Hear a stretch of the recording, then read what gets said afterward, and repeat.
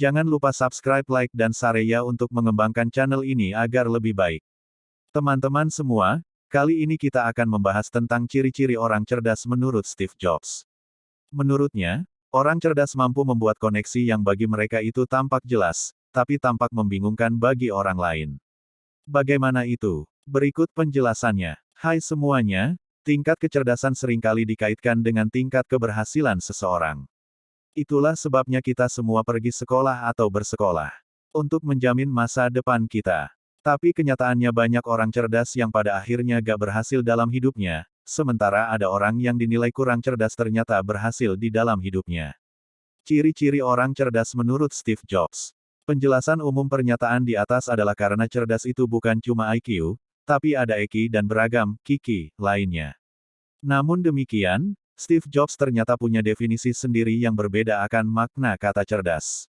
Definisi itu jugalah yang membuat Steve Jobs jadi seorang jenius era modern yang berhasil membangun perusahaan paling bernilai sepanjang sejarah sampai sekarang ini, tahun 2022.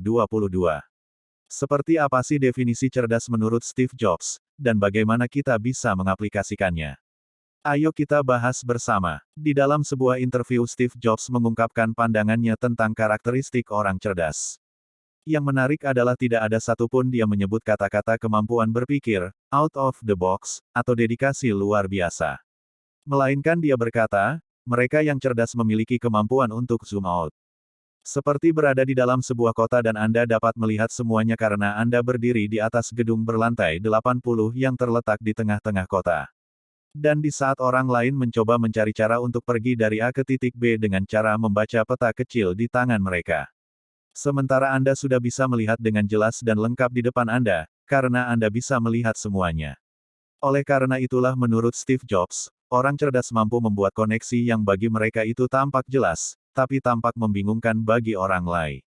Kenapa bisa ya? Karena mereka telah mengembangkan keterampilan zoom out tadi.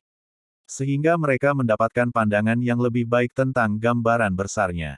Ini tentu saja kedengarannya bagus dan saya yakin dan kita semua setuju bahwa untuk mengubah dunia, kita perlu melihat dengan jelas dan lengkap atas dunia yang kita ingin ubah. Bagaimana Anda bisa jadi orang yang dianggap oleh Steve Jobs sebagai orang cerdas itu?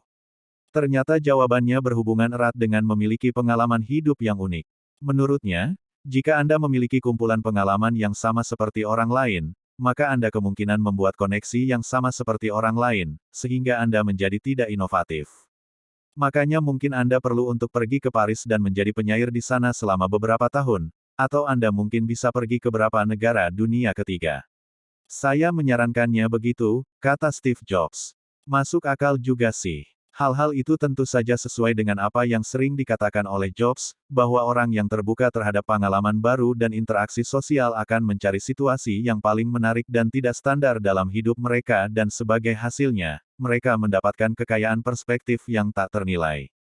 Tentu saja hal itu juga membantu menjelaskan kenapa begitu banyak pemimpin perusahaan besar yang sukses, rajin membaca buku, seperti Elon Musk, Bill Gates atau Jeff Bezos. Semuanya adalah pembaca tulen, membaca buku maksudnya. Buku adalah cara termudah bagi seorang introvert untuk mengumpulkan wawasan unik yang membentuk pandangan dunia mereka sendiri.